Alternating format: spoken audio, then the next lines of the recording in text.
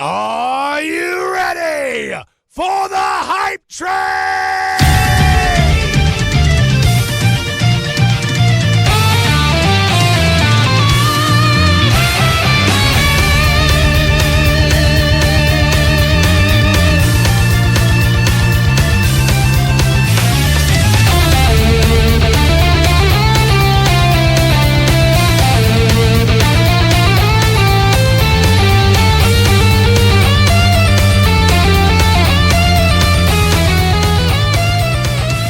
That's right. It's the hype train. I'm your conductor, Jesse Kimball. Sorry for your ears. They already had Cody screaming in their ears. My engineers, Asa Gray and Trevor Camp with me. You finally did it. Thank you. I finally did. I wasn't going to say anything because I wanted. No, I was told that especially because the last time we did it, I had the sinus infection stuff going on. So like I was, kind of a low energy person anyway. No, you made up for it, man.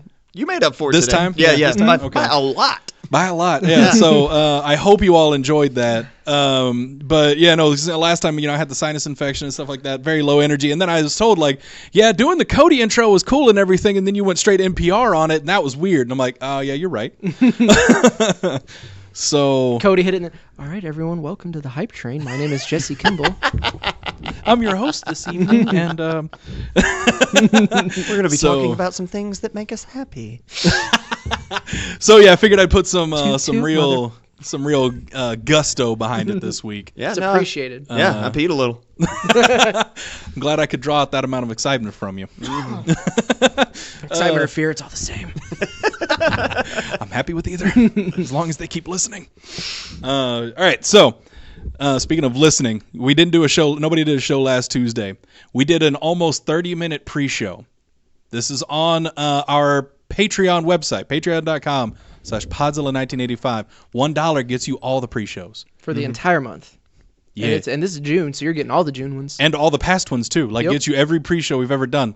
If you like the Thursday show, you'll love the pre-shows. It's true. Where we definitely swear on those. And $1, that's a value. It's $1 for bad words. Come on. Do it. Do it, you cowards.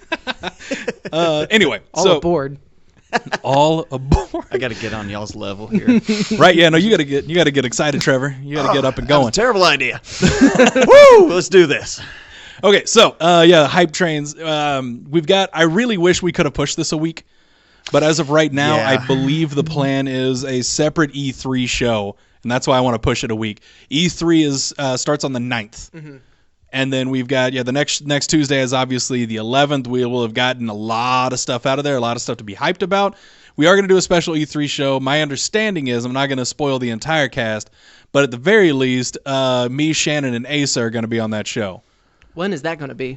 Is Is that a Tuesday or is that a Thursday? Tuesday. Because no one's told me anything. But this is news to me, too. You will find out when you need to know. Apparently. It is. Well, along with literally everything else in my life, apparently. Mm-hmm. Today is the 4th. I mean, Shannon just messaged me about it earlier today. Okay. And I think he's one to get the rest of the cast lined up before he talks to a whole lot of people. Mm-hmm. He might be upset that you found out from me instead of from him. I don't know. But regardless, I'm surprised and hope he doesn't listen. No, I mean, whenever he tells Asa, hey, are you good to do this on this day? So, yeah, I think I want to say that is the cast, and, yeah, it'll be next Tuesday. Today is the 4th, so the 11th. So, yeah, it'll be a very special, I guess, Tuesday show because I don't even think it's going to be Mr. 100 and the 5-star. I think it's going to be... Just like the branded is in E3. Yep, E3 Spectacular. And as I feel like E3 dictates that. Yeah. Because, E3's got a lot of stuff for us to get hyped about. We're going to get to that in a minute because they've already given us a lot of news about what we can expect out of E3, but we haven't quite gotten the everything that we haven't gotten the announcements. We've just gotten the announcements of a general vague idea of what's going to be announced. More on that in a little bit, though. First, we're going to do the hype train starting bit. Asa, what's bringing you joy right now? A lot of stuff. And there's some, I feel like there's some easy targets I could talk about, like John Wick 3, because I will always talk about John Wick, just the series in general. I know. And how the third one is fantastic. We have all heard about our Lord and Savior John Wick. Well, you haven't heard enough. I'm coming door to door every Sunday. With burned DVDs of John Wick. No, they're paid copies. You do not steal from our Lord. You do not take money out of Keanu's pocket. There was one of those like magazine like rumor mill things of like John Wick says that he's or John Wick, Jesus Christ, Keanu Reeves. Is John Wick. Keanu Reeves like says like that he's lonely. He gets lonely sometimes. I want to just be like, I need to find an email and just be like, hey, so we get together and watch wrestling and order pizza and hang out. We play video games. Like you like Super Nintendo? We'll hook up one of the SNES classics for you. Like we'll play some Street Fighter. I don't know what you're into, but like come hang out. Because he also kind of seems like the dude who might. A little bit. Like I would say there's he's like making prom appearances and stuff. Yeah, like there's like a 6% chance that if we really tried, we could probably get I need to stop it. Keanu Reeves to come hang out. Keanu, if you're out there and can hear this, please come. We have snacks. I might die. just like he comes and like says hi. Just like I just see you going full Turk. Like John Wick, Keanu Reeves. Yes, John Wick. Yes, Baba Yaga. So like, yeah, super stoked for John Wick. I'm really excited we're getting a combat cast tomorrow for Shang Tsung. So we're getting that character breakdown so we can see like just how those Ermac Rain reptile variations can work. And those combat casts were always just a lot of fun to watch. So I'm like really excited about that.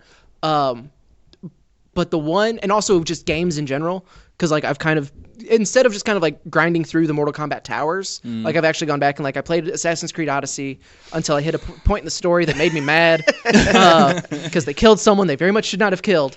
And believe me, Vengeance. Take your vengeance, I'm Asa. gonna, but like I also spent a lot of time like looking. So like, is there a way? Like, are there choices I can go back and make? No. To keep? Nope. It's just that's gonna happen. Yeah, that's so. That one's a fixed point in time. That's what I.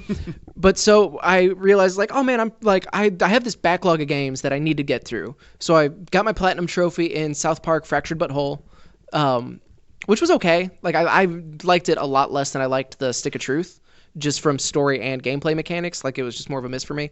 But now I'm on to Horizon Zero Dawn because I never finished it. I'm past the point that I'd already played, like I'd gotten to because I had to start over. And I love that game. It's so cool. Like the robot designs are the robot designs are awesome. I like you feel cool like sneaking through places because it's very Assassin's Creed-y. Yeah. Of like there's tall grass sections you can hide in and lure guards in when you have to go up against people. And I've owned that game for nearly a year now. Mm-hmm. It has not been opened. That was me in Fractured But Whole. I bought it the day it came out, and I only played it like last weekend. We got a used copy here at the studio, and I ended up picking it up super cheap because it was a collector's edition, and it came with the statue and the steelbook and all that stuff. So I was like, I'll jump on this, and I jumped on it. So you jumped off of it real fast. I mean, it's still in my apartment. And I could play it. I still need to beat the Spider-Man DLC. Like I haven't done that yet. Man, honestly, like I highly recommend. I can't recommend Horizon Zero Dawn enough. It's gorgeous. There's some weird graphical things that I'm noticing, but it very much doesn't take me out of the overall experience. Like it takes a while to really get going. Like the opening tutorial section is you as a child, and it's like no even combat. It's just kind of these are kind of the rules of the world and a lot of world building and lore up front.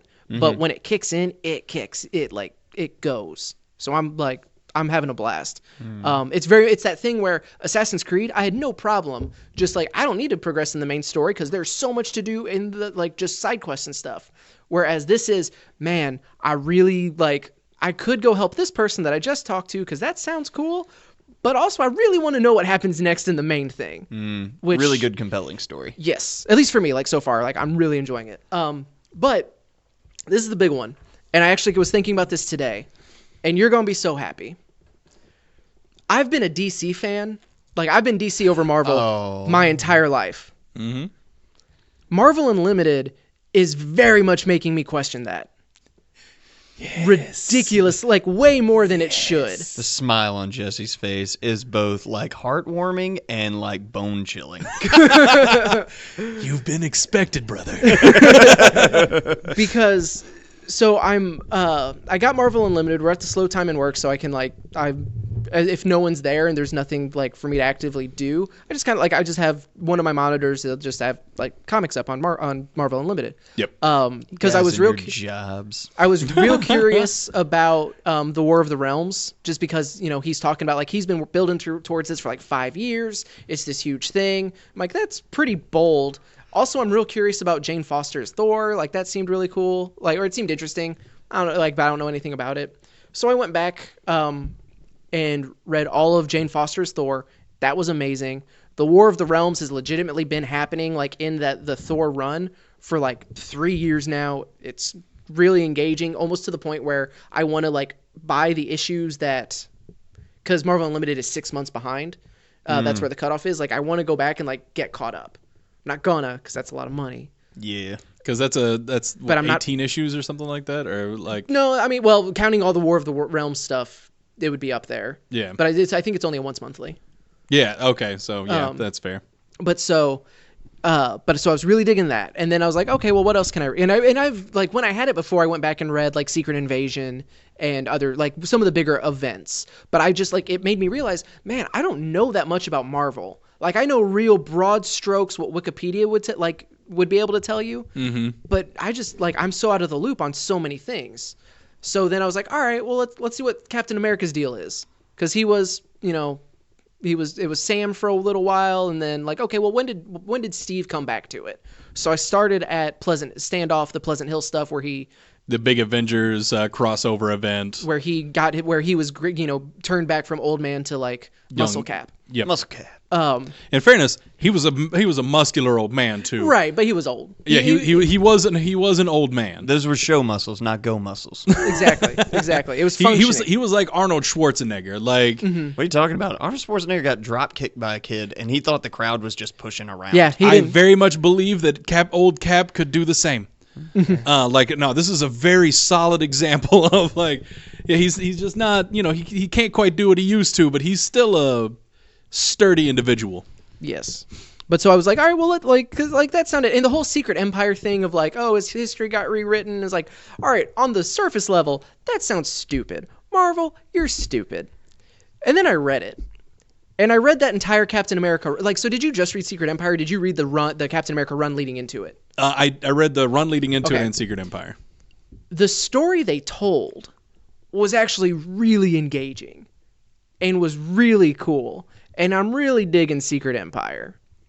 And so I'm excited to go and read like The Return of Wolverine because he's coming back. I don't even know where to begin to try to get caught up on all of the BS X-Men nonsense. So I don't think I'm even going to try that. Yeah, don't bother because it's all getting redone soon anyway. Yeah, with the like, House of 10 and Power of 10. Yeah, I still refuse to say it's 10, and you know that. And Hoxpox. We're in a happy place, you monster. But so it was.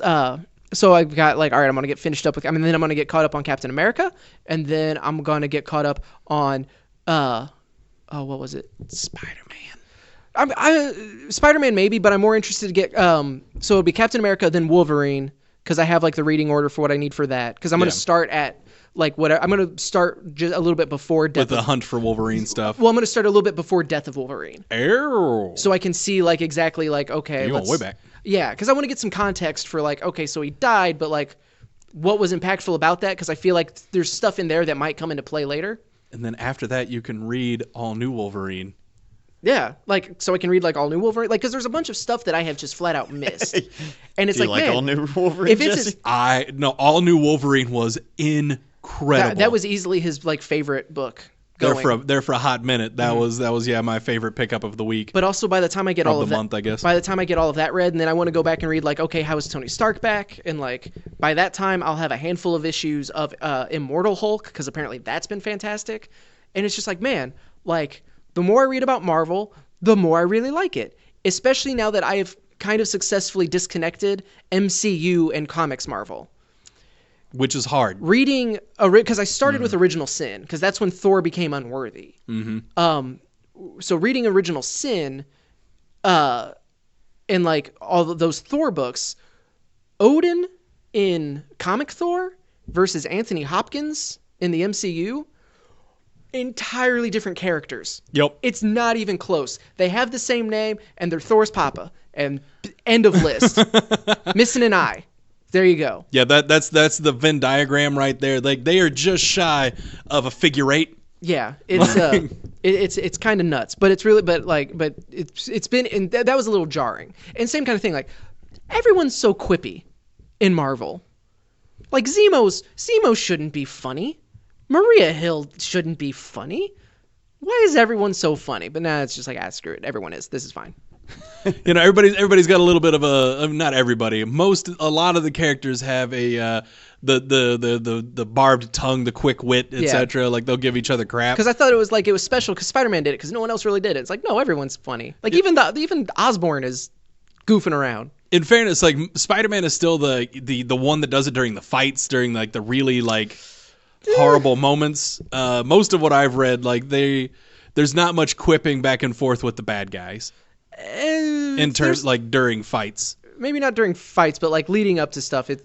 More than what like I would think they're just like flat out evil and but they're which they are, but they're I don't know. Yeah. Either way, but Marvel's doing a lot to win me over because right now the DC where we're sitting with Batman is a little bit like underwhelming for the current Batman arc, and just it's really deflating to feel to know that Tom King is being pulled off of that run. Yeah. Before his 100 issue. Before his idea. full story is going to come to conclusion. So that's a little bit bummed. Yeah, that is kind of shady. Detective Comics went from like the best thing going to like it was very easily missable because Tinian the Fourth was off of it. I need to go back because now that Peter Tomasi kicked back in for issue 1000, but I'm super far behind. I need to get caught up on that. There's no reason I haven't gone back and gotten caught up on Flash because I was really enjoying it. But I just didn't really care. Like, I don't know. It just... Yeah, it's one of those things, like, I had to realize that with a few different books where it's like, I was really, like, I enjoyed what I read, but, like, did I really? Because, you sit there and look at it, like, it goes to the back, it keeps going to the back of my pile, and I'm like, okay, but so am I actually enjoying this? Right. Like, or am I just enjoying the experience of kicking back and reading a comic book about a character I like? I was enjoying those stories, it's like for the most part. Like I was definitely enjoying the DC stuff. It's just like, man, and I think part of it is like what we always knock Marvel for is it's like, man, these world events are just kind of like, I don't get it. Like this doesn't like the stuff that kicked off with Metal. Oh yeah, Dark Knight's Metal, and how that was like a universe-shaping event. It's just like, but was it though? And because it really only changed Justice League until sometimes when they needed it to, and I don't know. So it's like, DC's lost some of its luster. Like I'm hoping Batman will kick back in, and I'll get really back into that. But like, especially, I think a lot of the issue too is when they go back to once monthly. I think that'll help. Yeah. Because going twice monthly, especially with the way you and I read comic books, where like we'll go like 2 or 3 months and not read a thing. Mm-hmm. And then we burn through it all. Mm-hmm. And when you've got like a twice monthly issue, like that becomes like 3 months is 6 issues now of a book you have to read, and that just keeps stacking up the longer you wait. Yeah, and I'm probably at least like at 24 for Flash. Like I'm so far behind. That's real far behind. You're almost to be able to read it on DC Universe. I'm so far behind on Batman. I think the last thing I read was the quote-unquote wedding. In fairness, the story has not progressed much from there. Yeah, I'm thinking about go ahead and canceling that weekly or monthly one. I mean, I gotta trim my box down anyway. Batman is twice monthly. I would recommend sticking with it because it's still like they're through it. Yeah, I also need people to not drop Batman because I need DC to realize, oh no, people are still buying it. So let Tom King finish his story. Because the whole thing you signed him and agreed to let him do, and now you're yanking it out from underneath him for 15 issues early. Yep, calling it with like they're letting him have the Batman Catwoman run, which is going to start next year. Which hopefully is just like that's him finishing the story that he's been telling this whole time. Because the once monthly, there'll be bigger issues, etc., etc. So comics in general, but like especially Marvel. Like I have like this last couple weeks, I've got a real newfound affinity for the Marvel characters. Because before, never like truly like dismissive. Because it's like no, like I'm sure it's good stuff. It doesn't appeal to you. It hasn't really appealed to me. But now that I'm kind of slowly getting in there, I'm getting in there. Well, especially with like the events and stuff, I'm really glad that you're now seeing what I've been preaching on Nerd Up for a while. Because every time we get a Marvel event, and you read it on paper, like the synopsis of what the event's going to be about, you look at it and it's like, okay, That's really stupid. Which is why I'm really genuinely so excited to read Immortal Hulk. Because that sounded so stupid and you know, to level it out a little bit, like the Kobik stuff and like the Cosmic Cube, I still don't understand it at all. Like, it doesn't make a lick of sense. But you know what? Neither did Metal. But the story they're telling is just, it's fun. Yeah, and that's the thing. And I'm really digging, like, I'm super digging Evil Cap. Because, like, for them to find a believable enough way to actually see, like, this is what this mind and that determination and drive and heart, but aimed in the wrong direction can do, is awesome. Yeah. Especially like once he reveals his grand plan for what he wants to do. The way it builds up through the Captain America run leading into Secret Empire is so good. Yeah, no, and that's the thing about like these Marvel storylines, because they do legitimately, especially these big events, they sound so dumb. But then like I'm reading and I'm like, boy, I'm having a great time. That said, I still firmly hold the belief that Silk is a terrible fan fiction character that someone blackmailed her way onto an actual issue of a Spider-Man comic. I mean, you can go with that, but I still loved reading it. I read it. And I was there for it. And it very much, like, even to the, like, unnecessarily overt sexuality of it. It all just screamed bad fan fiction. That was good old Dan Slott for you. He does that occasionally. And that was because the whole idea is the very short of it, and this won't make any sense at all to any of you. Got it. Silk I'm and preparing to nod. Yep, Silk and Peter Parker, Cindy Moon and Peter. This nod, I'm losing focus here because he's just right here, baby. Right here. The most eye contact. Just I'm still gonna see him. Power through. Block it out. Anyway, so yeah, Silk and Peter, they're it's the bride and the chosen, I think, or something like. I don't remember what it is. Like the totems have names. Again, sounds ridiculous. Super fun read. Silk and Peter Parker, like it's the bride and the something, and they are just magnetized to each other, because the whole thing is once they get together, that's when the inheritors, these vampires that have a very interdimensional vampires with a very, very specific palette. Once those two get together, then the inheritors come and they end all spiders in all universes, and then like the spider totem starts up again, and then they wait until this happens, and then they eat them all again. So yeah, they've had Cindy Moon or Silk locked up in a vault because somebody figured this out. And they were like, all right, well, cool. Cindy Moon cannot get anywhere near Peter Parker. Okay, you're trying to explain it like it's a good thing. This is the way it was described. This is the way it was described to me. All right, Asa. Okay, so alternate reality, alternate universe, Ben Parker figured out that if these two spider people get together, it will end all spider existence. So he found the girl who was bitten by the same spider that bit Peter Parker. Because that's how the prophecy worked. So they were bitten by the same spider, and then she was hidden away in this secret underground vault where she watched all video and studied all of Peter Parker's moves and all of Spider-Man's moves. Because she had cable. And because they had all of the same powers, they had all of the same abilities, because they were bitten by the same spider. Silk's actually had better abilities. So they have all the same, like she has like extra advantages over Peter.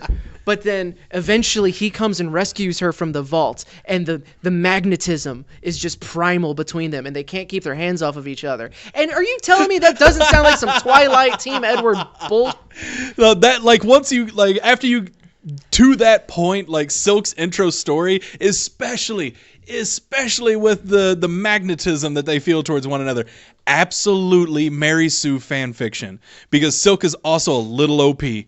Like to that she can make her own costume with her, like because she doesn't need web cartridges. Yeah, she can just produce her own web, and that's what she's. And her web is way better than anything that Peter Parker can do. Dry cleaning, I guess. Mm-hmm. Yeah. So she just every time she needs to change outfits, she just makes the outfit real quick and goes to town. It's weird. So yeah, once you get past that though. Yeah, into the actual story, it's better. It's just it's that origin of this origin is what of Silk it is. Gross. Like, so bad. Like I said, especially to the part where like they immediately, because like they meet each other and they start making out because it's some kind of weird like pheromone or something that they're both putting out there, and they have to go to town on each other. Warner Brothers, you know what? I'm back. That said, Go find all those old issues. Hal Jordan, Green Lantern. I haven't read. We'll get to mine in a minute because Spider-Geddon's on there. Trevor, it's bringing you joy, buddy. Oh, one thing is bringing me the most immense amount of joy, and it's not video games or comics or movies. It is your St. Louis Blues in the Stanley Cup playoffs. It's not Nerds for Hire. I can't yell at him. Yep, that's right. That's right. This is the hype train. I'm allowed to get as hyped about whatever I want. Yeah, he cleared it with me before the show. I did. Yeah. And over the course of like my relationship with my wife, she got me into hockey. And this year I've really heavily gotten into it because the place I work, they're all big hockey fans. They're all big Blues fans. And I've been following this team since we were last place in January and watched us like I've caught almost every game, I want to say, since January of our win streak going from last place to now we're in the Stanley Cup Finals. For the first time in franchise history, we've won a game in the Stanley Cup Finals. We had not been to them in 49 years before this, and I am just happier than a pig in mud. Because right now, the St. Louis Blues, it's 2-2 against the Bruins. That is right. As of today, we won last night, was our very first home game Stanley Cup victory in the franchise history. Up until the game before last, we'd never played a game in June at all. Mm-hmm. The last time we got in there was only like there was fewer teams, so it was only like 2 rounds to get into the Stanley Cup Finals. So it just never went to June. Yeah. I saw this like this graphic on Facebook or Twitter or something. So I need like some of my sport people, Cody especially, to confirm. Is it true now that St. Louis and Boston are the first team to play each other in the finals of every major sport? Because it was Boston, the Patriots and Rams played against each other in the Super Bowl. Now Bruins and Blues and NHL, and MLB had Red Sox and Cardinals, and then I think there was another one. But we don't have a basketball team in St. Louis. Yeah, then it may not have been basketball. I feel like there was something else. Because those are the only 3 teams we got. Maybe. So it may have just been like they're the first ones. Those have absolutely all happened. Mm-hmm. And then didn't wasn't the World Series with the Red Sox and Cardinals like fairly recent? I mean, one of them. I feel like they played each other, but know. like I think they've played each other more than once in the World Series. That's distinctly possible. They did do one fairly recently. They've both been around long enough, I feel. It's one of those things with baseball. I'm a very passive Cardinals fan. Same.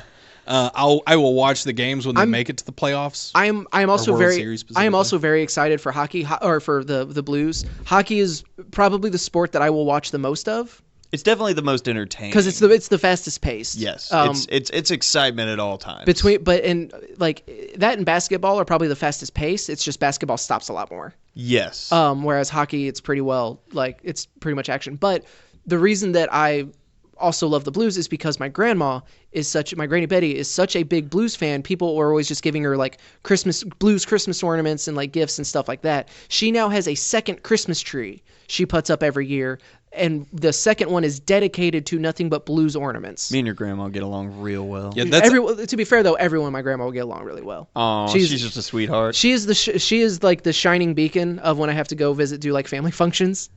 Just kind of attach myself to her. You're my savior. The great thing about like having a friend that's a sports fan makes shopping so much easier. Oh yeah. You can get me anything Colts related, and you'll love it. I'll be fine. Yeah. Especially if it's something practical. Doesn't matter. Toaster, Colt sticker. Yeah. Done. And I mean, more than a few people have taken advantage of this. I have so many Colts tumblers. It's a shame I don't use tumblers more. But yeah, no, it's pretty incredible. You can buy a sports fan something related to their team and they're thrilled. Oh, it's true. And I've noticed I've never been a huge sports fan of really anything. I follow Ole Miss football a little bit because I'm from Mississippi and my family's all a big fan. And I'll watch the season, but I've never really just embraced it to the degree that I've embraced Blues hockey. And yeah, that's about 40% of birthday and Christmas presents now. People just get me Blues stuff, which I don't hate. My brother every year gets me and my wife an autographed puck from somebody on the team. And you think it's one of those things you think that they're tired of getting these team related items. Nah, not. by all means, continue buying me Colts-related Like, paraphernalia. don't give me any more hoodies because I have a lot of Blues hoodies, but everything else, bring it on. And no glassware. I have no room for glassware. And I will say, like as far as hockey, so I've gotten into. It's the same thing with Cardinals. I've been a passive Blues fan. We drafted Jesse. He's got a T-shirt and everything. I have a T-shirt now. Because I started getting into hockey at the playoffs because I was like, holy crap, the Blues are in the playoffs and they're looking really, really good. Fair weather fan. One thing that Bandwagoner. We've never had fair weather. We don't know what having. We will take all the fair weather fans we can get. Also, just real quick, because I found it, they are the two cities to compete in all four major sports because in 1957, the Boston Celtics defeated the St. Louis Hawks in the NBA finals. I forgot about. So I actually did not know that the St. Louis had an NBA team. Apparently in the 50s they did. Mm-hmm. It's all white guys with really shorty shorts. But we got them. We got that back on them last time. But yeah, so they are the first. It's the first time now that all four major American sports had these two cities. Yeah, but played Boston's won all of them. Yeah, but the last time the St. Louis 7 of the last 10. Yeah, that's according to NBC Sports. Okay. Last time St. Louis went to the Cup in 1970, though they lost to the Bruins. Oh, really? So we've gone against the Bruins before, but it was like the third year after our team was created. We went in 68 and 69 against I think the Toronto Maple Leafs, and then 70 against the Bruins. We were swept every single time. We had never won a single game, and finally we have 2-2. Nobody. So yeah, and it's one of those things like you can ask the Colts. Like my loyalty is pretty easy to grab and impossible to lose. Mm-hmm. Okay, not impossible to lose, very difficult to lose, because I became a Colts fan because my mom bought me a backpack when I was in kindergarten. It was a Colts backpack, and that's all it took. That's all it took. From then on, I decided I am a Colts fan. Similar to the Atlanta Braves with me for a while. I had a hat. I had a Braves T-shirt and it was almost the same thing. Mm-hmm. Kids are real easy. Yeah, then I was given a Cardinals T-shirt and that went away. I think like my grandma burned the Braves shirt. But anyway, yeah. So I have not abandoned my Colts. This was before they were good, and they have certainly been bad since. Because obviously Peyton Manning came a few years after that would have happened, but. Blues now have a permanent fan, and next season I plan on watching a whole lot more hockey because it's a whole lot more fun to watch. Oh yeah, and it's been really like a Cinderella story. Like we started the season or January last in the league. We just fired our coach, had an interim coach come up out of nobody really knew about him, had a goalie who came up, rookie goalie who ran like his first 2 or 3 games were shutouts, didn't let a goal in. Like we got a little girl with an organ transplant is like one of the people we're playing with. The guy who sings our national anthem was going to retire this year because of MS and he couldn't perform anymore, and he just wanted to sing the national anthem at the Stanley Cup once in his career because it's been 49 years and he's only been singing it for like 30, and he got to. If we win the Stanley Cup, they're making a Disney movie. I'm just saying. Because didn't they hit like 10 games in a row they won? We beat our franchise record with I want to say it was 12 or 13 games in a row. We beat the franchise record by 1. Because there was some sort of family gathering that I remember like talking to Granny Betty about it, just being like, so did I read that right? Like, because that's usually not a headline that we get with the Blues. We've broke almost every record that I think we have. Because they're pretty, like, from what I remember, like, from hearing them talk, because my grandma's such a diehard fan, like, when they lived over in Illinois, they had one TV in the basement, which was kind of like the sitting area. So my granddad would be downstairs watching movies, and if the Blues were playing, Granny Betty was up in the kitchen listening to the game on the radio. Mm-hmm. Just because, like, she wasn't going to miss it. Right. And so it's like the Blues have always been consistently good until they fall apart. And there's always a point in the season that everything just Cubs of hockey. We've a lot been of the times Cubs it of happens hockey. in the playoffs. Mm-hmm. Yeah, it's usually the playoffs. We've been the Cubs of hockey. Almost the entire career, they've like just been choke artists. when they say like people who are Blues fans are fans because they've done nothing but break our hearts in their entire run. For most of the people who've been alive, they've just broken our heart year after year. And this year, it seems like there's a possibility, a glimmer of a chance that we could get the big payoff because once again, never won a Stanley Cup. I saw Never. that. I saw that Game 3 score, and I was just my heart kind of dropped. Oh, I was yeah. like, oh no. That was and then I bad. saw the Game 4 score, and I was like, all right. Yep. This Here we go. team has had a really good, like they're really good at battling back, which And they we've also never been good at. missing a couple key players in that game. One were. due to a bonkers suspension. Yeah, the head NHL office is catching a lot of flack for that one. There's and a they wheel. should. They spin a wheel, Yeah. and then the wheel determines what they do. I with remember big seeing penalties. I remember seeing the hand pass from the Sharks game. Oh yeah, that just- was not penalized. Ooh, yeah, and it's just like Yeah, no, it's like I said. There's a wheel, and they spin it. Sometimes people get the jackpot. Sometimes they Twitter get screwed. the Twitter memes I was seeing, especially from like some of the St. Louis like wrestler people that I follow, that are based out of St. Louis, so they're going nuts with it too. Which just again, it made like. And like maybe part of it is just that weird, like I live close to that place, so of course like I love Yeah. it. But I know some of it is also like a lot of it is because of my grandma. Same thing with like the Miami Dolphins. My uncle liked that team. We watched it when he watched me a couple times, so I like the Dolphins. That hurts to say. Like that's part of why I don't follow football because it's pointless for me. But like just like all right, yeah, like people are excited. I like seeing people excited about stuff. yeah.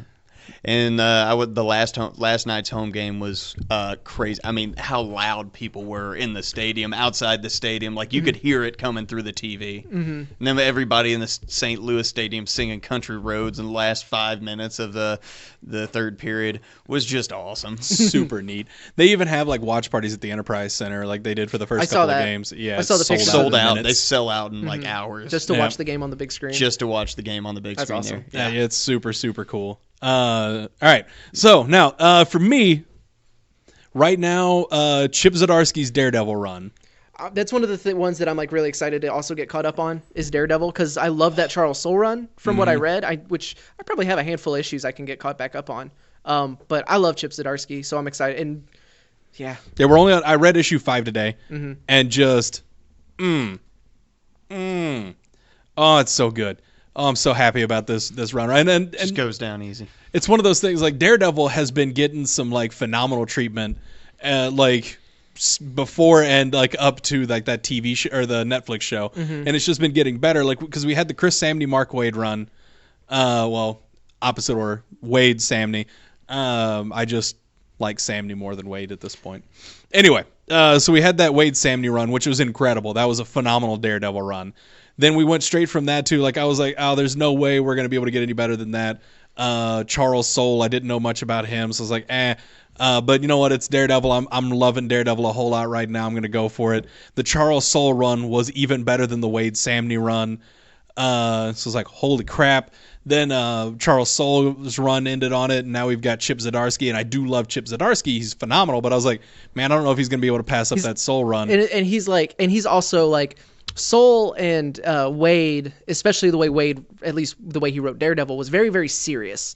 Like this was a kind of like this was the best Batman book that was coming out for a little while type story. And like Samney's art gave it like that old school, like kind of a retro feel. So like you had the seriousness with almost a goofy art style. It was neat. And Zdarsky really made, like he's been around for a while, but he really caught popularity because he was did art and helped write a book with Matt Fraction called Sex Criminals.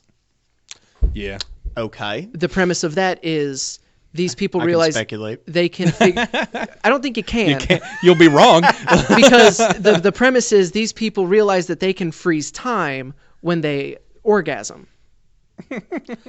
For a set, like, yeah. And it's highly recommended. All right, I'm on board. I'm on board. It's bonkers and it's hilarious. I'm there. You got me. I'm a Zadar- turkey. Base me. And Chip is hilarious. Like, he's just a funny dude. So seeing that he's taking over the Daredevil book was kind of like a, okay, guess Daredevil's taking a turn. And you think that, and you're wrong. Because turns out Chip Zdarsky is very versatile. Because Charles Soule's run was also like really gritty, and especially the art for that one. They switched artists. They had two different artists. I don't remember either of them. I think Malayev did some art for it. Regardless, like that was just dark, gritty, like because that kind of went like the Wade Samney run ended with Daredevil in not a great spot. The Soul run ended with Daredevil in an even worse spot, and now Zdarsky's picking it up, and it's like the first 5 issues have been like holy crap incredible, and then the other thing that's bringing me joy right now is still the Blues as well. Like I'm getting real into that. Yeah, let's go Blues. And Borderlands 2, I've rekindled my love of that. Yeah, which we can't be playing on Mondays right now because Blues games are on Mondays. Yep. One more week, buddy. I know. I know. Anyway, we've got Borderlands 2 that we've been playing together, but sometimes like I can't play with Trevor and I still want to play the game. So like I made a new character a couple of weekends ago to play with Asa to get him up to where me and Trevor are. And so I had that character running, and I still play with that character a little bit. Then I didn't, want to like load up my Xbox and everything at home, so I've started playing it again on PC, and I've almost beaten it on PC. Oh my god! You guys Not obsessed. Not you don't obsessed. understand how much I love this game. I love Borderlands. I can 2. see that being your first tattoo. I've thought about it. The vault symbol. I have also thought about it. Yeah, get a vault symbol or like the psycho, like one of the psycho masks. Like, yeah, no, I've thought about it. But yeah, no, God, I love that game. Borderlands 2 is so good, and it's just playing through it again. Like even with like replaying it on PC, I'm more than halfway through it there, and playing it with like Trevor, playing it with Asa. Like as many times as I've played that game, I am still enjoying the crap out of it, and I'm still finding like new and fun stuff, or even stuff. Like me and Dalton were sitting there talking about it because he's played through it a whole bunch of times too. And I started another new character with Dalton because Dalton got caught up to us and then beat it. He just kept going. Yeah, he just kept going. So like he got I made another character with him over the weekend so that we could just kind of play through a little bit and get caught up to where me, Trevor, and now Ace are, because Ace is caught up to where me and you are. And yeah, like even that one, like Scooter pops up on the screen the first time you see Scooter in Borderlands 2. It's the same scene every time you play it, you see it, and it's just you'll never take me alive, you robotic son bitch. And he does the Jesse pose. laughs like it's the first time he heard it every time. Me and Dalton both just sit there like we were playing it. We were sitting on the couch. We both started giggling because it's that just intro music, like on the main heavy? menu. No. Okay, the main menu, that ambient background, like it hits me in a visceral way. Same. Of just like I feel it in my chest, and it's just this like calming. It's just it's like coming home, man. Like that is really, really accurate, and that's the way I feel that's the one, like you get those background themes, you're like, yeah, you need to turn off that game that you've just had sitting over there for a while because that music is getting on my nerves. I never like Borderlands. I'm fine with leaving that up and just going, especially because sometimes Claptrap runs by. Yeah, like just like the idle animations on a main menu. it's so good. Some of them are just so wonderful and iconic and heartwarming. Like, oh. Yup. Speaking of, we'll get into some E3 stuff. That was the Halo theme for those that didn't know. Let's speculate wildly. Yeah. So like, Asa had an idea. We're gonna do this first. We're gonna make just a couple of predictions, stuff we desperately want to happen, stuff that is almost certainly not going to happen, but I would lose my mind. These are going to be our swing for the fences. This is the dream world, like best case scenario things we're going to see. Yeah, this is stuff. They're not rumors, or if they are, they're totally unfounded. Yeah, totally and 100% unfounded. Asa, what you got? So mine is especially heartbreaking because as of 2 hours ago, we got confirmation that Rocksteady Games will not be at this year's E3. Still. At this point, they're just like stalling because they forgot to make a game. They have just been doing coke and hookers for years. And now it's time to turn in the assignment, and it's like, oh, wait, did you not do it? Because I thought, no, I didn't do anything. You always do You the were group supposed project. to do it. So You just let me put my name on it. But my dream thing would be, and like E3 is really weird this year because Sony's not going to be there at all. There's EA is doing their like EA Play stream, which they've already broken down like what they're going to talk about, so there's not a whole lot of room for surprises. Just things like that. Like, so there's some. This is a weird year. Why is Sony not going to be there again? They're saying it's just because they don't really have. Oh, they just don't have anything. Like, they don't have a whole lot to show. Like, because we've already That's a shown off good the reason. PS5. we know what all of their big heavy hitters are. They're not ready to talk about PS5 yet, so they don't want to like go in too early on there because they've already given us some details, but like definitely not enough for an E3 presentation. Right. We know they still got Last of Us 2. They just gave us the Death Stranding trailer and release date. Ghost of Tsushima. Like, how much more of that can they really show? So, you know, at this point, they're just like, hey, you know, we'll talk about our stuff. But it also... That's kind of smart. But also part of it kind of like reminds me of PS3 era Sony, of just we're some cocky bastards. We're too cool for this. Yeah, and that's not a good thing. We're starting our own E3. Yeah, With so blackjack and hookers. But also, Tuesday will be fine for the E3 recap show because everything will be done by Tuesday night. Yeah, that's So, like- yeah. So I think that's that's why I said like I was really hoping that Shannon would want to keep the rotation going and do Oh, like gotcha. I misunderstood what you said. I thought you meant like you were hoping we could push it back one more week. No, yeah, I was hoping we could Never push mind. this show back a Like, week. Nerd Up will only be able to talk about like Microsoft, Bethesda, and Devolver Digital. Which my realistic prediction, though, like my real one, is I think I'm most excited to see what Microsoft has. Microsoft seems really excited to see they're what bringing the Microsoft's big got. guns, it seems. Because they know they have to. I did find out the 14 games that they're going to show off. Every one of those is Xbox exclusive. They are doing Every Xbox single one of exclusives? them, and at least 3 of those are new IPs. Yeah. So Really? Yeah. because they've been hiring studios like crazy. I've Yeah, been they've wanting got- some new IPs. And now Last this- year, because last year they told us about 4 brand new studios they picked up. I say brand new, 4 studios they picked up. Since then, they've picked up 2 additional ones, so they've got 6 studios like working on games. 14 are going to be first party. We already know Halo Infinite and Gears of War is 2 of them. But yeah, we got 12 more titles, and like I said, at least 3 of those are going to be new IPs from Xbox. Yeah. All exclusive. And then they're going to be showing off, the same thing they did last year. They're going to be showing off a bunch of other games. They're going to be cross-platform as well. Especially because Sony's not there. Think of all of those like cross-platform games that made those debuts on a Sony stage. Yep. Because Sony had the biggest audience and Sony's throwing money at those third-party developers for exclusive content stuff. That platform's gone now, so who's there to fill in the gap? Microsoft. And it could be Microsoft. So I'm really okay with this. yeah, it's going to be Microsoft's going to be crazy. But so moving on, moving through my swing for the fences, just like if I could get an E3 announcement that would get me the most hype of anything, it would be Rocksteady's new game, and it would be a full-on Justice League. Every main Justice League person, Green Lantern, Superman, Wonder Woman, Batman, Flash, like they're all playable, and there is so much and they are all playable to the extent of a Batman Arkham game. Okay, so you're looking at like OG Justice League, not Justice League Unlimited, where we get like the tornado or anything. Yeah, and honestly, like make it as big and crazy as you can. Like, give me Lego DC, but like with those Batman, not necessarily mechanics, but just like that graphical fidelity and Whew, that's like a lot. Wow. Yeah, again, Swinging for the fences. hype. Hype. You're Yeah. gonna tell me that like and like gameplay And in trailer fairness, as long as they've had, they might be working on that, and we'll get it in E3 man, 2024. If it turns out that's that Harry Potter game that they're making us wait 5 years for to even tell us they're working on it, I'm gonna cry. Apparently, that's one of the things they're speculating is coming out, because I believe there was a YouTube video posted. There was a leaked video leak, that and a it's lot been of taken down. A lot of people were thinking that could have been Rocksteady, but then that got it was confirmed it was not Rocksteady. yeah, it's Yeah. like supposed to be like Avalanche Games or something like Yeah. that. But But we're supposed to hear more about that at E3, or that's the speculation. also somebody I think it was Barrett on Kind of Funny brought up a really good point of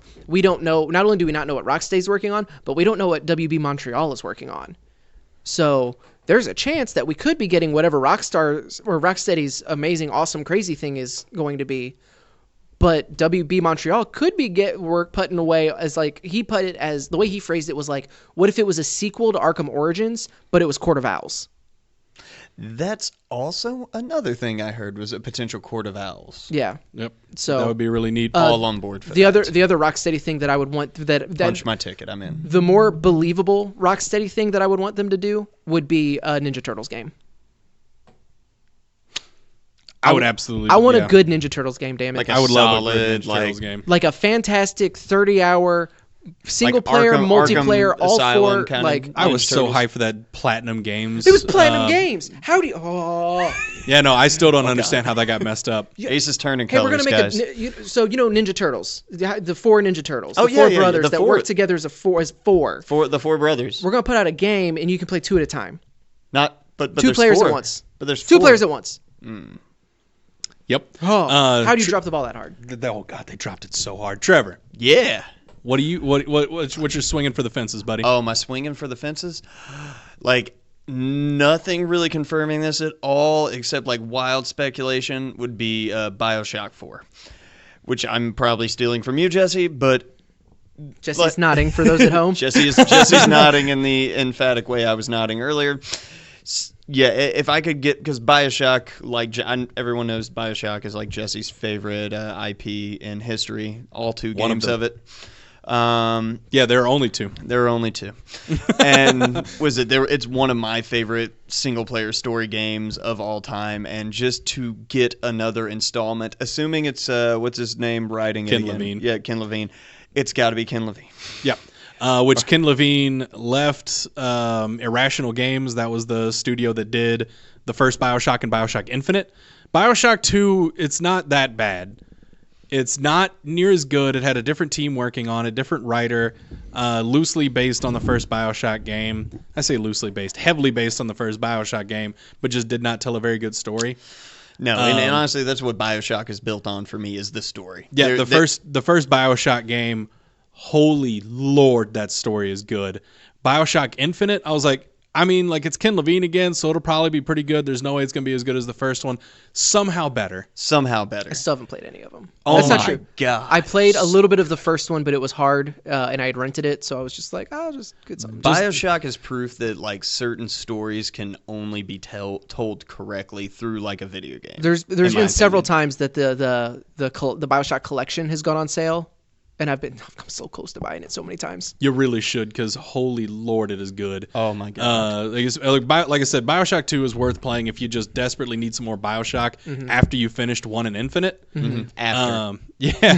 I mean, and that's what you've told me before, because Yeah, we've talked about it before. Because a lot of the game, like the gameplay mechanics are solid in Bioshock 2, and it's fun. Like, it's just not. And the environments are still really good and everything. The art style is really good. It just doesn't tell a good story, especially when you compare it to Ken Levine's stories in Which are Bioshock just 1 and 2. mind-blowing and beautiful and twisted and wonderful. Yep, and Ken Levine left 2K and took like a squad of people with him that he had for Bioshock and Bioshock Infinite, and he made a new studio. I think it's like Ghost Story Studio or something like that. He made a new studio, and they've been working on something for a very long time, and we still have no idea what it is. So my swinging for the fences, also a new Bioshock game, but I know it won't be, at least not from Ken Levine, because he does not have rights to the IP with his new studio, unless they made a deal with 2K, and 2K is going to go ahead and publish. Dumb question for you. Yep. Are Bioshock and Bioshock Infinite like shared universe at all, or could yeah. he? Okay. No, And- but actually, yes. Yeah. And Okay. yes and no. Yeah. Okay, Claymation Pirate. So I was because I was gonna say, like, if he just started a new IP, like he could kind of do something in the same vein as Bioshock, but it wouldn't hold that same. I mean, Bioshock, in one of them, he kind of took all universes. No, but actually, yes. Yeah, you can. You should play these games, Asa. You can play Bioshock and you can play Bioshock Infinite. You can play Bioshock Infinite without touching Bioshock at all. However, before you do the Bioshock Infinite DLC, you should definitely do Bioshock. You really should. Regardless, and there's also just a ton of Easter eggs in Infinite from the first Bioshock game. Awesome. Because I'm not gonna even try to explain it. People need to play the game. It's just no, and that's fair. yeah. Fair. That's one of the yeah. It's phenomenal, And it holds up. It still holds up. Yeah, that's my big swinging for the fences. My other swinging for the fences, Master Chief is the next DLC character in Smash Bros. It's been long rumored that, especially with like the big relationship with Microsoft and Nintendo, like they've gotten real chummy over the last like year or so, like doing a lot of work together, getting a lot of stuff done, doing a lot of cross-platform. So one of the big rumors is that, especially with Joker coming into it before a Persona game was even on the Switch, the big rumor is that there's going to be a Microsoft character is going to be one of the DLC characters for Smash Brothers. So, and we're supposed to be getting another DLC character at E3. That wasn't the rumor, though. Oh, Master Chief was not one of the characters. No, he's not. Quit trying to slow down the hype train, No, man. Master Chief. Because he's moved past the impossible hype part. Now he's talking about like actual new stuff. Yeah, well, because parts of it, like there's Master Chief. Yeah, that's an important distinction. Master Chief was not inside the rumor of the Microsoft character that could be going to Smash Bros. The rumor was it was Minecraft. It was Minecraft was going to be the character, but there was going to be a Master Chief skin for Minecraft or the Mii Fighter. Jesse would still have a new main if that was the case. No, I can't do a Mii Fighter. It looks goofy. He said with just the most disappointment in his voice. Because we probably are going to get like the Dragon Quest character. Yeah, that would be my guess. Whatever his name is. And then Doom Guy, Minecraft Steve, and Ryu are the four. Ryu's already in it. Ryu Hayabusa. Yes. Yeah, Ninja Guy. I was like, I've been away from Smash for way longer than I thought. That just happened in my absence. Ryu Hayabusa from Ninja Gaiden. Those are the four remaining. It took me a second to like, wait, what? those are the alleged four leaked DLC characters. Well, see, the last three you named are all the Xbox rumors. Mm-hmm. Because a lot of people are thinking Dragon Quest is going to be one of them. A lot of people are thinking a Microsoft character is going to be one of them. And those are the three Microsoft options. Oh, because the one that I saw originally was those were the five. It was Joker, who then came to be Joker Eldrick, I think his name was, or something like that. And then those Joker three. from Persona. Yeah. Because I mean, Doom Guy was one of the big ones. Minecraft Steve could be, in addition to a Microsoft character. I'm not excited about any of those, I'll be honest. Yeah, no, but if they gave Ryu would get me super hyped. Yeah, Ryu Hayabusa would be awesome. Because that would be my other swinging for the fences. Which I guess we're getting the original team is coming back to make a Ninja Gaiden game. Yeah, that would be fantastic. Because boy, I love Ninja Gaiden. But no, if that's my swinging for the fences, though, the Microsoft team up character will be Master Chief. I feel like that would have more mass appeal. How would you feel about Banjo-Kazooie? I would be excited about that. I'd be okay with Banjo-Kazooie because that's one of the ones that a lot of people would want from Microsoft. But no, give me Master Chief. I will have a new main. I don't care if he's dead I don't care if he's below Little Mac. I will play. He has 2 attacks. And I will find a way. Find a way to win. I feel like it'd be a cross between Ganondorf and Snake. Yep, that's my thought too. Which, honestly, that's fine. No, that'd be great. It'd be great for you. Because I love me some Ganon, and I can be real annoying with projectiles. Ask anybody that's played my Link. So yeah, no, that's my those are my two with BioShock and then Master Chief in Minecraft, because we are supposed to be getting our next DLC character. Yeah, I mean, I feel like because they haven't even announced who it is yet. Nope. And Joker's been out for a month. Yeah, something if not like that. Longer. They want everybody to they want Joker to become old hat before they announce another one, which is insane. Yeah, they don't want. Well, then again, they did something similar last time, and then they just went ahead and announced 3 at once for Smash 4. Yeah. And they released 2 at once, I think, or something like that. Either way, the release schedule is kind of weird, but Nintendo gonna do what Nintendo gonna do, and I mean, I love Smash Ultimate. And Joker was awesome. Didn't come out super busted like most of the DLC characters did for Smash 4. Which likely is why they are taking their time with releasing these characters, which is a good thing overall. Yeah. That's kind of what I'm hoping that's the approach they're taking with Mortal Kombat. Because it still blows my mind that you can have this many characters in a roster and still have a reasonably balanced game. Mm-hmm. Because honestly, we just saw a Bowser almost make it to a top 8 at a major tournament. The game is balanced enough that if anybody puts enough time into a character, like they can actually outskill someone with a higher tier character. The tiers are no longer like, And the tiers are also very fluid too. Like if you Yeah. go to one, like that's one of the things I'll do is I'll watch like pro players give their tier lists, and they're never the same. Nope. Like you'll see a handful of like same people in the upper and like in the same area of like upper, mid, lower. Right. But like no one's gonna have the same. No, this is the top tier best character. versus like Super Smash Brothers Melee. I mean, it's been out for a really, really That is long a time. concrete tier list that no one is going to be. Yeah, that tier list has not been disrupted in years at this point. Like HBox came out with Jigglypuff, and like, no, guys, he's actually really good. And then like Jigs got moved up because of Hungrybox. But yeah, there has not been very many shakeups in Melee. That one's set in stone. And especially with like, in addition to the tier list being fluid, we're still getting updates for Smash Ultimate. Like we just got 3.0.1 or whatever. Yeah, 3.1.0. Well, okay. Yeah, That's what I which said. That's what I said. yeah, that was close enough. Yeah. But yeah, no, like they're still balancing the game, which makes me really happy. So yeah, if they give me Master Chief, I will main Master Chief. That will be my character that I play in every tournament, no Yep. matter what. Yep. I love Master Chief. That's another one of my. We've talked about Same. now 3 of my top 5 favorite franchises of all time: Halo, Borderlands, and BioShock. You got to think about it.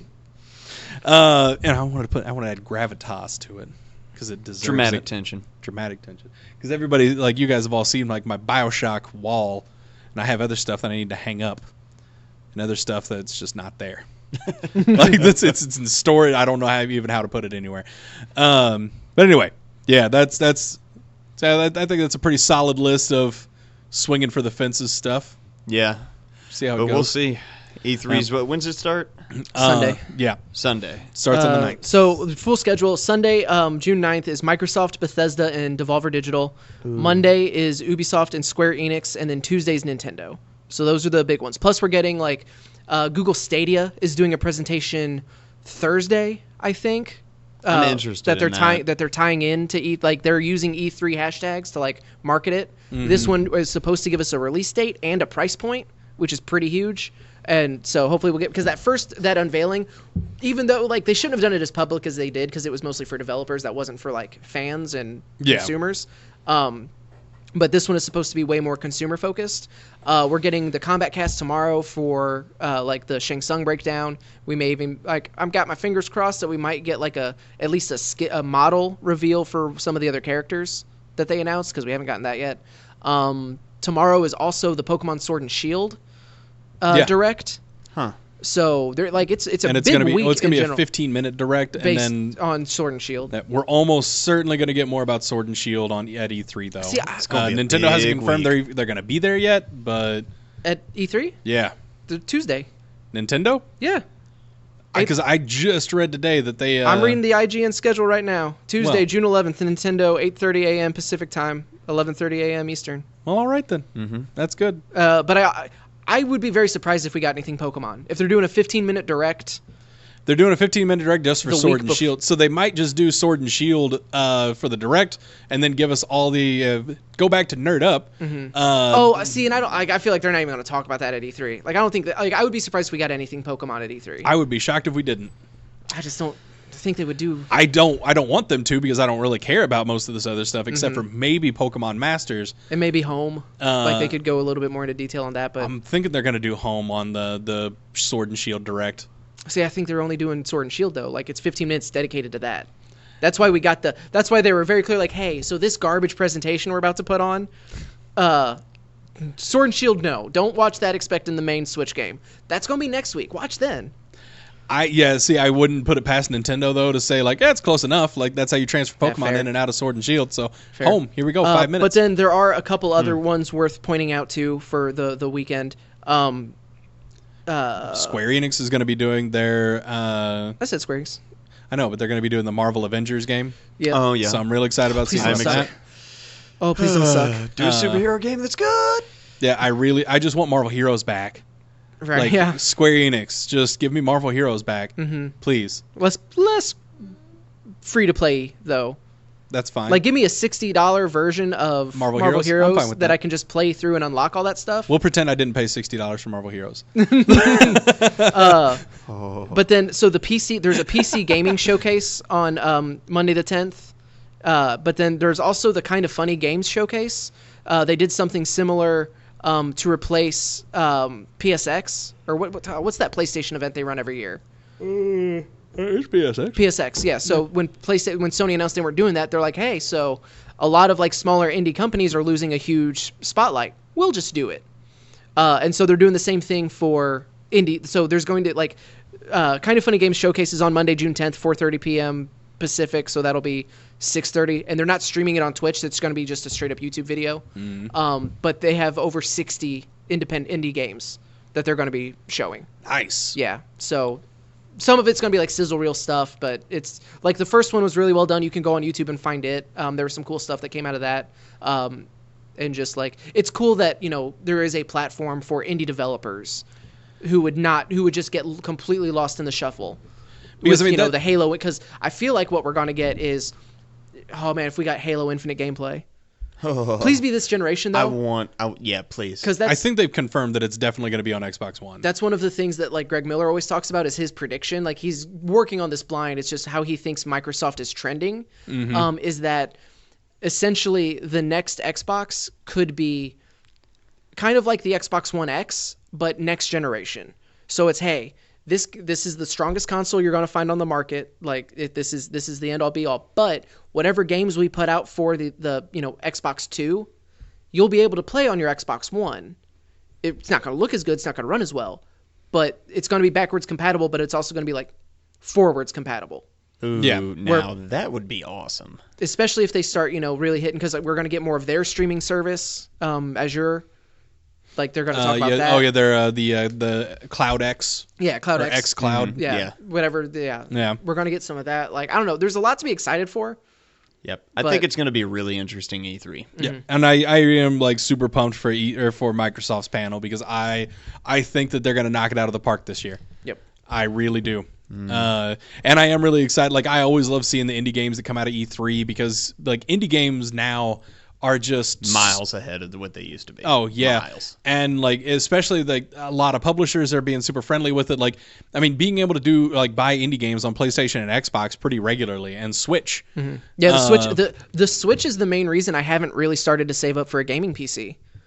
Because like, a lot of I those just Steam like exclusive games are. I like playing with a controller better. It feels better. I'm not good with mouse and keyboard, and I don't really want to spend the time to have to Same. like get better with a mouse and keyboard to enjoy those games. Which I know you can use a controller, blah blah blah. But like, I would want a PC for indie games and like Steam sales. I mean, yeah, I don't get the Steam sales on Nintendo, but the Switch has been my indie platform. That's where I've been playing. Like, I put time into Stardew Valley and Hollow Knight. stuff like that. Yeah. So yeah, Messenger. no, Oh, the Messenger was so good. and then like Cuphead even came to the Switch. Yep.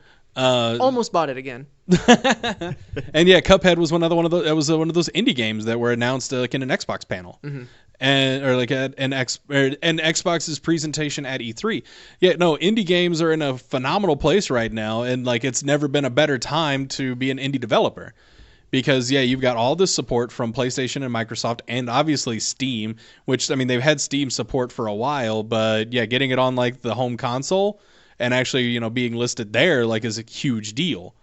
And, yeah, no, it's really, really cool, and I'm really glad that Kind of Funny Games is, still giving them an extra platform, I guess, like a real place to showcase more. Because a lot of times we really do get, just sizzle reel stuff. Like, check out all these indie games that are coming, and they'll give us, like, 10-second clips of each one of them. Like, And their going first through. one still had stuff like that, but they'd also, had kind of a platform for, people like, hey, this is what this game is. Here's kind of an extended look at what they've been working on. Yeah, because my understanding is the ones that were on the sizzle reel that they didn't show off, like, like more information about were further down the pipeline. Right. Or they Like- even had like other, like they knew they were going to get some sort of spotlight on, Something, an Xbox like, yeah. stage. Like they were going to have that same kind of trailer somewhere else. Yeah. So yeah, no, I'm super pumped for E3 this year, which is the first time in a long time I've been like actually excited for an E3. The last time I was even close to excited for E3 was the one where we were going to get information about the Switch. Oh, yeah. Because I was pretty pumped for that. But yeah, no, like I'm gonna get more information about Halo, and boy, do I love Halo. And, Boy, howdy. And I'm really, really excited at the prospect of us getting a good Halo game. The amount that I've enjoyed Division 2 has made me more curious about Gears of War. Oh, because it's a cover-based shooter, and I know they're not the same game at all. But like I didn't get into Gears of War because I didn't like that cover-based shooter. I didn't like Gears of War. But then I played Division 2, and I'm like, I love Division 2. This is Everything's great. way better. I loved the first Gears of War, because I think I played through it with Trevor, if I remember right. We played through one of them. Because it was one of those, it was one of the games Or where half of one. I'm pretty sure we played all the way through Gears 1, and we never, I got Gears Whatever 2 the for us one to play. involving the giant worm is. I'm pretty sure it was Gears 1. Okay. That I you and remember a played. giant worm. And then I got Gears 2 for us to play, and we just never did. Mm-hmm. But either way, Gears 1 was super fun, and then I just never could get we started playing it, we just couldn't get into it the way we did Gears 1. Yeah. We just enjoyed that one. I just don't. I just don't like Gears the way I love Halo. No, yeah, Halo was definitely the. Trevor and I knew we were gonna skip class the next day. Halo when Halo 3 came out. Because Halo 3 came out on Trevor's birthday that year. Yeah, that's what we did for my birthday. Yep, we went out to, I worked at GameStop at the time. So, I was working, Trevor was hanging out with me. We brought home our copy of Halo 3. We didn't need to buy two because we only had one Xbox. Yeah, and one TV. Yep, brought that home. Which is fine because everything was co-op. Yep. Yeah, back in the glory days. split screen co-op. Mm-hmm. Trevor and I played Halo 3 and we didn't stop. So we left. They're the still midnight playing release. right now. It's so weird. We just bring the TV with us. Mm-hmm. We played Halo 3. We beat it that night, not we that beat night. it in that sitting. Yeah, there you go. We beat it in that sitting. Yeah, because we were so pumped about that game. Mm-hmm. That's one of my best memories of college. Because it was me and Trevor in our dorm room. We had already set up whatever sick emails we needed to set up for classes. We'd made it work, and we were just like, "This is what we're gonna do. This is the thing that's this happening. This is our life now. And this is happening until it's not." Yep, and it did, and it was awesome. And then we went into a coma, and then we started playing multiplayer. It's true, yeah. I think it's we went and slept for 6 hours, and we were like, well. It's already. I think it was we finished around noon or 1, and we took a little bit of a nap, and then went and played multiplayer. We started playing the online with Kevin and them, and just playing Halo. We liked Halo. Yes, that's the word for it. Liked. Granted, I still haven't played through the story of Halo 5. Despite I bought the Halo 5 edition Xbox One. And I still haven't played it? I played Halo 5. I played the online multiplayer. You haven't played through the story? I have not played the story. Neither have I. At some point, we should get the crew together the way we're doing Borderlands. And do the Halo 5 playthrough? Do the Halo playthrough. Get the All Master of Chief them. Collection.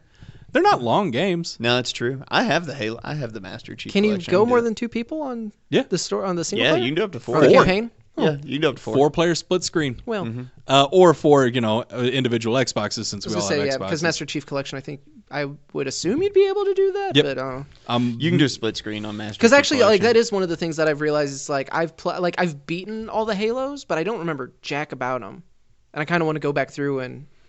The Halo 3 finale is really the main thing I remember about that, just because Just that driving was through the planet as it's falling oh apart. my god, it was so epic. But yeah, no, I would be up for at the very least playing through Halo 4 and Halo 5 before Halo Infinite comes out, because that's the new start to the story and everything. But anyway. All right, guys, we're a bit over on time, so check us next Tuesday, though, where we're actually going to be talking about the news from E3. We'll be doing a bit of a recap show and what we're excited about, and then next month, you bet your booty that we're going to be talking about something that happened at E3 for Hype Train. Oh, More the than hype likely. train's going to be running full steam next month. Yeah, no, Prepare yourselves. we got nitro fuel in there somehow. We're upgrading to bullet train at that point. No, I might just be talking about how they already announced that we're going to get John Wick 4. That has been confirmed. That did get confirmed. I'm surprised you didn't say anything about it when you were talking We're about going to John make Wick. a John Wick jar for Asa. You got to put $1 in the jar every time he says John Wick.